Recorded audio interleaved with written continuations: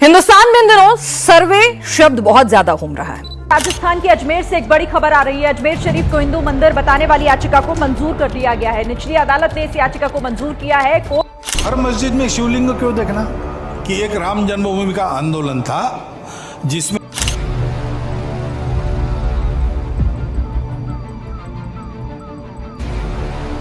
एक बार फिर एक मस्जिद सवालों के घेरे में है।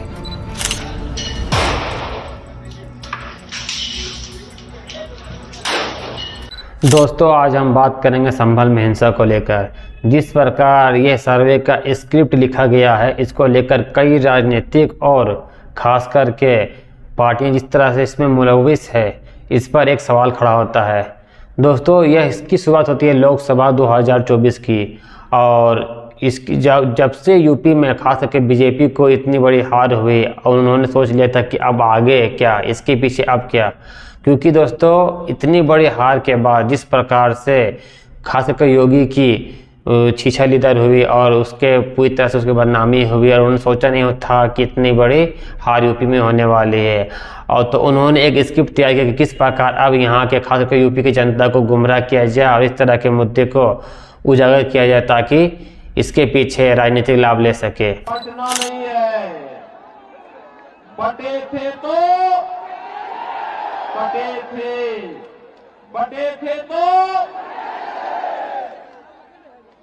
अब पटना नहीं है, एक रहेंगे। सबसे पहले हम बात करते हैं संभल में हिंसा को लेकर। जिस प्रकार से गोदी मीडिया इस हिंसा को लेकर अपना प्रोपेगेंडा चला रहे हैं, ये एक बहुत बड़ा सवाल है।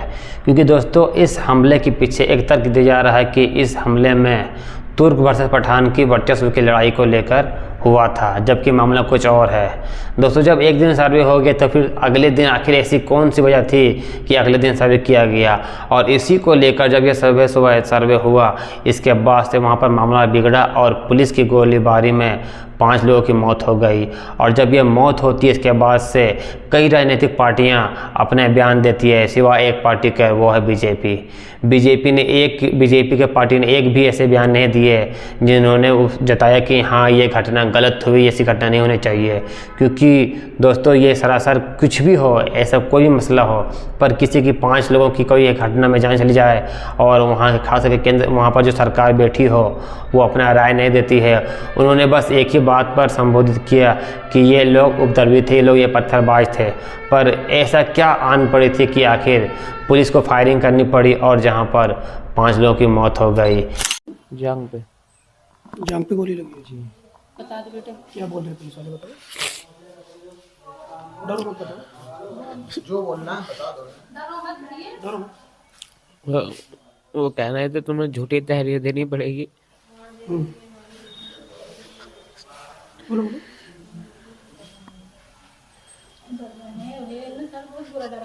कोई नहीं, बोलो। अरे बोलो। वो क्या कह रहे थे वहाँ पर लेट के तुम्हारा बचने का एक ही चांस है। क्या पहले तो कह रहे हैं बेटे तुम 10 आदमियों को नाम सोच लो। जब हम सर अकेले गए तो 10 आदमी को नाम कहाँ से सोचे, जब यहाँ करके रहने वाले है नहीं, हम तो कहाँ से सोचे नाम। तलवार सवाजपुर के। दोस्तों, इसकी शुरुआत आखिर क्यों होती है? जब भारत में 1991 का एक कानून पास कर दिया गया था और कहा गया था कि बाबरी मस्जिद, राम मंदिर को छोड़कर जो भी अपने धार्मिक स्थल है वो अपने जगह पर रहेंगे और उसका स्ट्रक्चर बदला नहीं जाएगा। मतलब जो मंदिर है वो मंदिर रहेगा, जो मस्जिद है मस्जिद रहेगा, जो चर्च रहेगा, जो गुरुद्वारा रहेगा।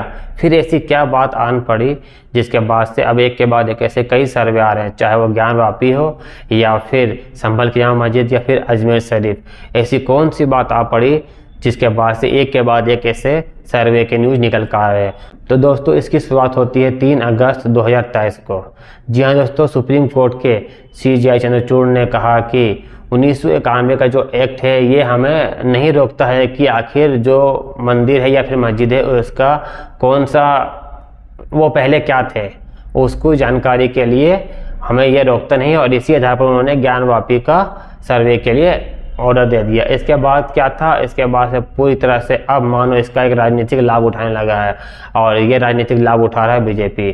खास करके जब यूपी में जब उसको इतनी बड़ी हार हुई और जब 2024 में जो उपचुनाव होने वाले थे, इसको लेकर उन्होंने एक नारा दिया कि एक हैं तो सेफ है, बटोगे तो कटोगे। इसके बाद उन्होंने अब कहा कि आखिर ऐसे कौन से मुद्दे उठाए जिससे हमें राजनीतिक लाभ हो, और इसके बाद उन्होंने एक संभल की जामा मस्जिद को लेकर राजनीतिक चाल चली और वहाँ पर किसी अपने एजेंट को खड़ा करके कह सकते हैं कि उन्होंने एक केस याचिका दायर करवाई और तुरंत ही ऐसा इस खास करके संभल जामा मस्जिद में जो न्यूज़ निकल कर आ रही है कि दोपहर 2 बजे जाता है कोर्ट और लगभग 5 बजे से सर्वे की पूरी इजाज़त मिल जाती है और शाम को सर्वे भी हो जाता है, और फिर उसके बाद फिर अगले भी सर्वे होता है, और इस सर्वे में जब अगले दिन सर्वे होता है और उसमें लगभग 5 लोगों की जान चली जाती है।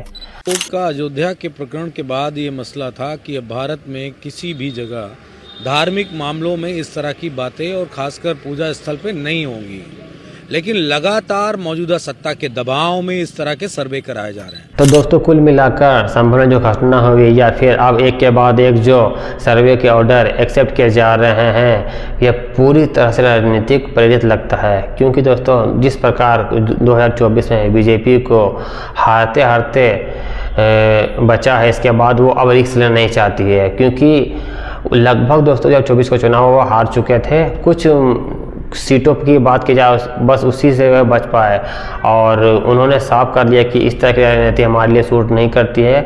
उनके लिए बस एक ही राजनीति है, बांटो राजनीति करो।